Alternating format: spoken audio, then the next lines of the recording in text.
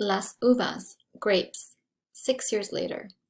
Papa handed Esperanza the knife. The short blade was curved like a scythe, its fat wooden handle fitting snugly in her palm. This job was usually reserved for the eldest son of a wealthy rancher. But since Esperanza was an only child and Papa's pride and glory, she was always given the honor. Last night she had watched Papa sharpen the knife back and forth across a stone, so she knew the tool was edged like a razor. Cuidade los dedos, said Papa. Watch your fingers. The August sun promised a dry afternoon in Aguascalientes, Mexico. Everyone who lived and worked on El Rancho de las Rosas was gathered at the edge of the field. Esperanza's family, the house servants in their long white aprons, the vaqueros already sitting on their horses ready to ride out to the cattle, and 50 or 60 campesinos, straw hats in their hands, holding their own knives, ready. They were covered top to bottom in long-sleeve shirts, baggy pants tied at the ankles with string, and bandanas wrapped around their foreheads and necks to protect them from the sun, dust, and spiders. Esperanza, on the other hand, wore a light silk dress that stopped above her summer boots, and no hat. On top of her head, a white satin ribbon was tied in a big bow, the tails trailing in her long black hair. The clusters were heavy on the vine and ready to deliver. Esperanza's parents, Ramona and Sixto Ortega, stood nearby. Mama, tall and elegant, her hair in the usual braided wreath that crowned her head, and Papa, barely taller than Mama, his graying mustache twisted up at the sides. He swept his hand toward the grapevines, signaling Esperanza. When she walked toward the arbors and glanced back at her parents, they both smiled and nodded, encouraging her forward. When she reached the vines, she separated the leaves and carefully grasped a thick stem. She put the knife to it, and with a quick swipe, the heavy cluster of grapes dropped into her waiting hand. Esperanza walked back to Papa and handed him the fruit. Papa kissed it and held it up for all to see. La cosecha, said Papa. Harvest! Ole, ole! A cheer echoed around them. The campesinos, the field workers, spread out over the land and began the task of reaping the fields. Esperanza stood between Mama and Papa with her arms linked to theirs and admired the activity of the workers. Papi, this is my favorite time of the year, she said, watching the brightly colored shirts of the workers slowly moving among the arbors.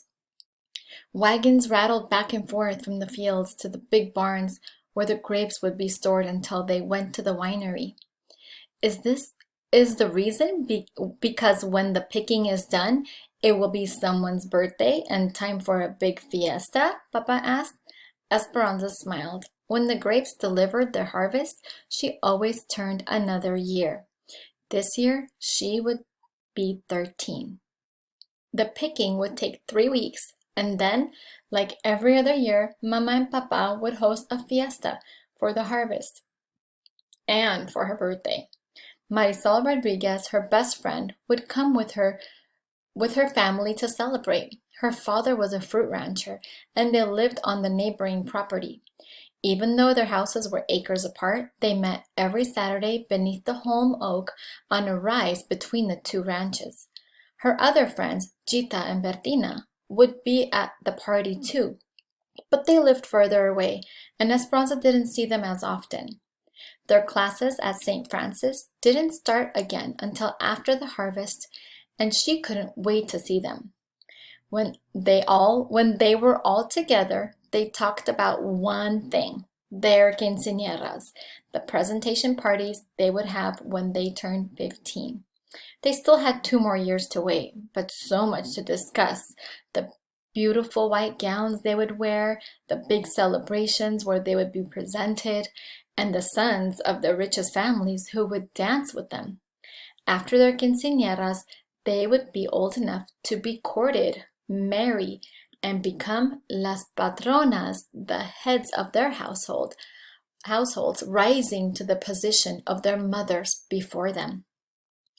Esperanza preferred to think, though, that she and her someday husband would live with Mama and Papa forever because she couldn't imagine living anywhere other than El Rancho de las Rosas, or with any fewer servants, or without being surrounded by the people who adored her.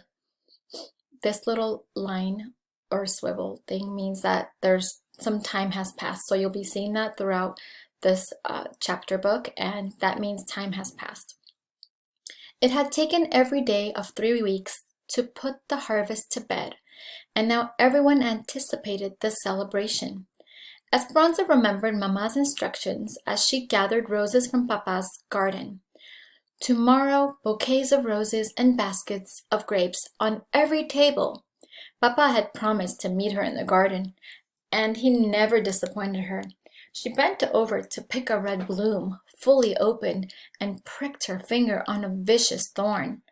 Big pearls of blood pulsed from the tip of her thumb, and she automatically thought, bad luck. She quickly wrapped her hand in the corner of her apron and dismissed the premonition. Then she cautiously clipped the blown rose that had wounded her. Looking toward the horizon, she saw the last of the sun disappear behind the Sierra Madre.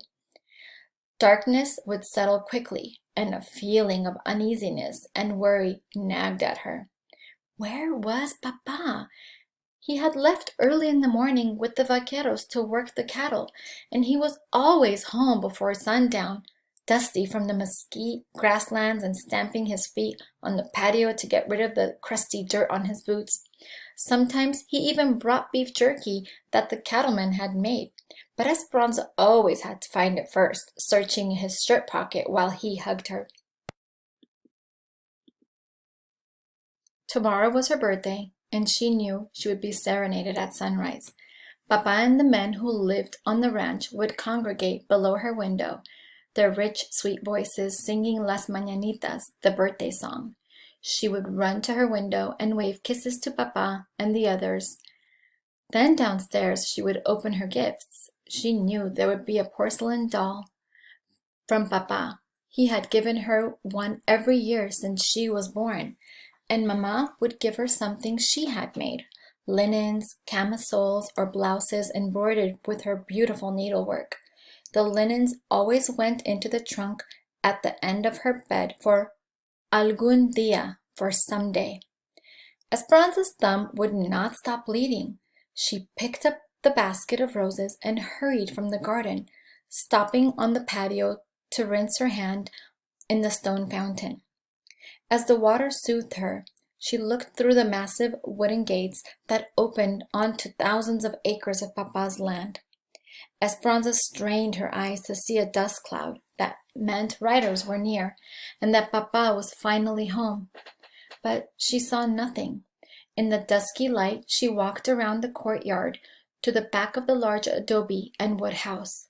There she found Mama searching the horizon, too. Mama, my finger, an angry thorn stabbed me, said Esperanza. Bad luck, said Mama, confirming the superstition, but she half smiled. They both knew bad luck could mean nothing more than dropping a pan of water or breaking an egg. Mama put her arms around Esperanza's waist, and both set of eyes swept over the corrals, stables, and servants' quarters that sprawled in the distance. Esperanza was almost as tall as Mama, and everyone said she would someday look just like her beautiful mother. Sometimes when Esperanza twisted her hair on top of her head and looked in the mirror, she could see that it was almost true. There was the same black hair, wavy and thick, some dark lashes, and fair creamy skin. But it wasn't precisely Mama's face because Papa's eyes were there too, shaped like fat brown almonds. He's just a little late, said Mama, and part of Esperanza's mind believed her, but the other part scolded him. Mama, the neighbors warned him just last night about bandits. Mama nodded and bit the corner of her lip in worry. They both knew that even though it was 1930 and the revolution in Mexico had been over for 10 years, there was still resentment against the large landowners. Change has not come fast enough, Esperanza. The wealthy still own most of the land, while some of the poor have not even a garden plot. There are cattle grazing on the big ranches, yet some peasants are forced to eat cats. Papa is sympathetic and has given land to many of his workers. The people know that. But Mama, do the bandits know that?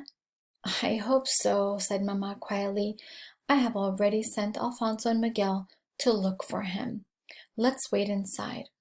Tea was ready in Papa's study, and so was Abuelita. Come, mi nieta, my granddaughter, said Abuelita, holding up yarn and crochet hooks. I'm starting a new blanket and will teach you the zigzag. Esperanza's grandmother, whom everyone called Abuelita, lived with them and was a smaller, older, more wrinkled version of Mama. She looked very distinguished, wearing a respectable black dress and the same gold loops she wore in her ears every day, and her white hair pulled back into a bun at the nape of her neck. But Esperanza loved her more for her capricious ways than for her propriety. Abuelita might host a group of ladies for a formal tea in the afternoon. Then, after they had gone, she would be found wandering barefoot in the grapes, with a book in her hand, quoting poetry to the birds. Although some things were always the same with Abuelita, a lace-edged handkerchief peeking out from beneath the sleeve of her dress, others were surprising. A flower in her hair, a beautiful stone in her pocket, or a philosophical saying salted into her conversation. When Abuelita walked into a room, everyone scrambled to make her feel comfortable. Even Papa would give up his chair for her. Esperanza complained, "Must we always crochet to take our minds off worry?" She sat next to her grandmother anyway, smelling her ever-present aroma of garlic, face powder, and peppermint. "What happened to your finger?" asked Abuelita. "A big thorn," said Esperanza. Abuelita nodded and said thoughtfully, "No hay rosa sin espinas." There is no rose without thorns. Esperanza smiled, knowing that Abuelita wasn't talking about the flowers at all, but that there was no life without difficulties. She watched the silver crochet needle dance back and forth in her grandmother's hand. When a strand of her hair fell into her lap, Abuelita picked it up and held it against the yarn and stitched it into the blanket. "Esperanza, in this way, my love and good wishes will be in the blanket forever. Now watch. 10 stitches up to the top of the mountain, add 1 stitch, 9 stitches down to the bottom of the valley. Skip 1. Esperanza picked up her own crochet needle and copied Abuelita's movements, then looked at her own crocheting. The tops of her mountains were lopsided and the bottoms of her valleys were all bunched up. Abuelita smiled, reached over, and pulled the yarn, unraveling all of Esperanza's rows. "Do not be afraid to start over," she said. Esperanza sighed and began again with 10 stitches. Softly humming, Hortensia, the housekeeper, came in with a plate of small sandwiches. She offered one to Mama. "No, thank you," said Mama. Hortensia set the tray down and brought a shawl and wrapped it protectively around Mama's shoulders. Esperanza couldn't remember a time when Hortensia had not taken care of them. She was a Zapotec Indian from Oaxaca, with a short, solid figure and blue-black hair in a braid down to her back. Esperanza watched the two women look out into the dark and couldn't help but think that Hortensia was almost the opposite of Mama. "Don't worry so much," said Hortensia. "Alfonso and Miguel will find him." Alfonso, Hortensia's husband, was el jefe, the boss of all the field workers, and Papa's compañero, his close friend and companion. He had the same dark skin and small stature as Hortensia, and Esperanza thought his round eyes, long eyelids, and drooping mustache made him look like a forlorn puppy. He was anything but sad, though.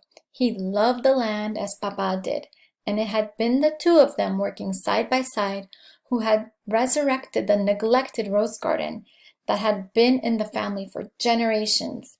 Alfonso's brother worked in the United States, so Alfonso always talked about going there someday. But he stayed in Mexico because of his attachment to Papa and El Rancho de las Rosas. Miguel was Alfonso's and Hortensia's son, and he and Esperanza had played together since they were babies. At 16, he was already taller than both of his parents. He had their dark skin and Alfonso's big sleepy eyes and thick eyebrows that Esperanza always thought would grow into one. It was true that he knew the farthest reaches of the ranch better than anyone. Since Miguel was a young boy, Papa had taken him to parts of the property that even Esperanza and Mama had never seen.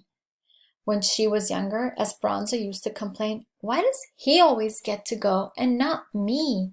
Papa would say, "Because he knows how to fix things and he is learning his job." Miguel would look at her before riding off with Papa and he would give her a taunting smile. But what Papa said was true too. Miguel had patience and quiet strength and could figure out how to fix anything, plows and tractors, especially anything with a motor. Several years ago, when Esperanza was still a young girl, Mama and Papa had been discussing boys from good families, whom Esperanza should meet someday. She couldn't imagine being matched with someone she had never met, so she announced, "I'm going to marry Miguel." Mama had laughed at her and said, "You will feel differently as you get older." "No, I won't," Esperanza had said stubbornly. But now that she was a young woman, she understood that Miguel was the housekeeper's son, and she was the ranch owner's daughter, and between them ran a deep river. Esperanza stood on one side, and Miguel stood on the other, and the river could never be crossed. In a moment of self-importance, Esperanza had told all of this to Miguel. Since then, he had spoken only a few words to her. When their paths crossed, he nodded and said politely, "Mi reina, my queen," but nothing more. There was no teasing or laughing or talking about every little thing. Esperanza pretended not to care, though she secretly wished she had never told Miguel about the river. Distracted, Mama paced at the window, each step making a hollow tapping sound on the tile floor. Hortensia lit the lamps. The minutes passed into hours. "I hear riders," said Mama, and she ran for the door. But it was only Tío Luis and Tío Marco, Papa's older stepbrothers. Tío Luis was the bank president and Tío Marco was the mayor of the town. Esperanza didn't care how important they were because she did not like them. They were serious and gloomy and always held their chins too high. Tío Luis was the eldest and Tío Marco, who was a few years younger and not as smart, always followed his older brother's lead, like un burro, a donkey. Even though Tío Marco was the mayor, he did everything Tío Luis told him to do. They were both tall and skinny, with tiny mustaches and white beards on just the tips of their chins. Esperanza could tell that Mama didn't like them either, but she was always polite because they were Papa's family. Mama had even hosted parties for Tío Marco when he ran for mayor. Neither had ever married, and Papa said it was because they loved money and power more than people. Esperanza thought it was because they looked like two underfed billy goats. "Ramona," said Tío Luis, "we may have bad news. One of the vaqueros brought this to us." He handed Mama Papa's silver belt buckle, though only one of its kind, engraved with the brand of the ranch. Mama's face whitened. She examined it, turning it over and over in her hand. "It may mean nothing," she said. Then, ignoring them, she turned toward the window and began pacing again, still clutching the belt buckle. "We will wait with you in your time of need," said Tío Luis, and he passed Esperanza. He patted her on the shoulder and gave it a little squeeze.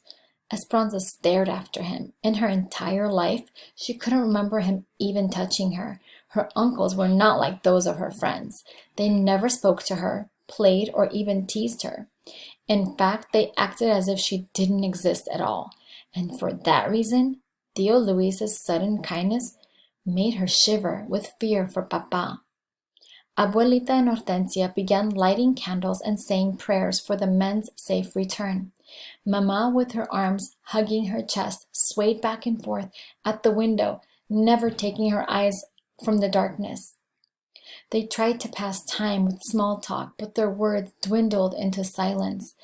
Every sound of the house seemed magnified. The clock ticking, someone coughing, the clink of a teacup. Esperanza struggled with her stitches. She tried to think about the fiesta and all the presents she would receive tomorrow. She tried to think of the bouquets of roses and the baskets of grapes on every table. She tried to think of Marisol and the other girls, giggling and telling stories. But those thoughts would only stay in her mind for a moment before transforming into worry, because she couldn't ignore the throbbing soreness in her thumb, where the thorn had left its unlucky mark. It wasn't until the candelabra held nothing but short stubs of tallow that Mama finally said, "I see a lantern. Someone is coming." They hurried to the courtyard and watched the distant light, a small beacon of hope swaying in the darkness. The wagon came into view. Alfonso held reins and Miguel the lantern. When the wagon stopped, Esperanza could see a body in the back, completely covered with a blanket. "Where's Papa?" she cried. Miguel hung his head. Alfonso didn't say a word, but the tears running down his round cheeks confirmed the worst. Mama fainted. Abuelita and Hortensia ran to her side. Esperanza felt her heart drop. A noise came from her mouth, and slowly, for her first breath of grief, grew into a tormented cry. She fell to her knees and sank into a dark hole of despair and disbelief. And that is Las Uvas.